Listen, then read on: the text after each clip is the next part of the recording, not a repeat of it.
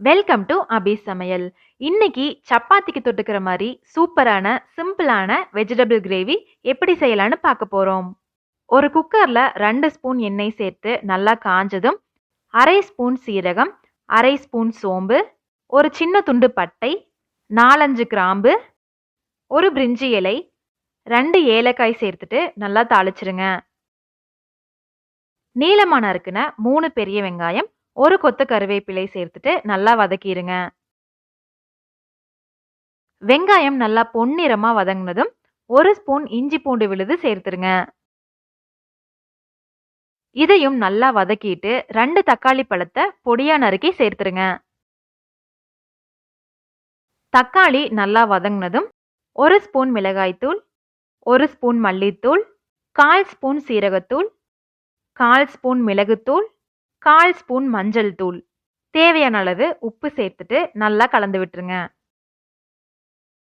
குழம்பு கெட்டியாகறதுக்காக 2 ஸ்பூன் பொட்டுக்கடலை மாவு சேர்த்துட்டு நல்லா கலந்துருங்க.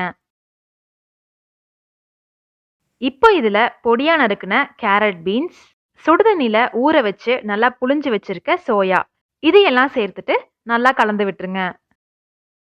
இப்போ இதுல கிரேவிக்கு தேவையான தண்ணீரை சேர்த்துட்டு நல்லா கலந்து விட்டுருங்க.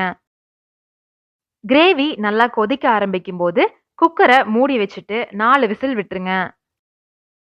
இப்ப பாருங்க, காய்கறி எல்லாமே நல்லா வெந்திருக்கு. ஒரு சின்ன மிக்ஸி ஜார்ல 5 ஸ்பூன் தேங்காய் துருவல், 10 முந்திரி, 1 ஸ்பூன் சோம்பு சேர்த்துட்டு கொஞ்சமா தண்ணி விட்டு நல்லா அரைச்சிருங்க. இப்போ இத கிரேவில சேர்த்துட்டு நல்லா கலந்து விட்டுருங்க. தேங்காய் சேர்த்ததுக்கு அப்புறமா உங்களுக்கு தேவைப்பட்டா கிரேவிய ஒரு 2 நிமிஷம் கொதிக்க வச்சிருங்க. கடைசியா பொடியா நறுக்குன மல்லித்தழை தூவி இறக்குனீங்கன்னா சூப்பரான வெஜிடபிள் கிரேவி ரெடி. சாஃப்டான சப்பாத்தி கூட இந்த கிரேவி சூப்பரா இருக்குங்க. நீங்களும் இந்த ரெசிபியை ட்ரை பண்ணி பார்த்துட்டு எப்படி இருந்துச்சுன்னு மறக்காம கமெண்ட்ல சொல்லுங்க. இந்த வீடியோ பிடிச்சிருந்தா லைக் பண்ணிட்டு உங்க ஃப்ரெண்ட்ஸுக்கும் ஷேர் பண்ணிருங்க. மறக்காம அபி சமையல் சேனலை சப்ஸ்கிரைப் பண்ணிருங்க.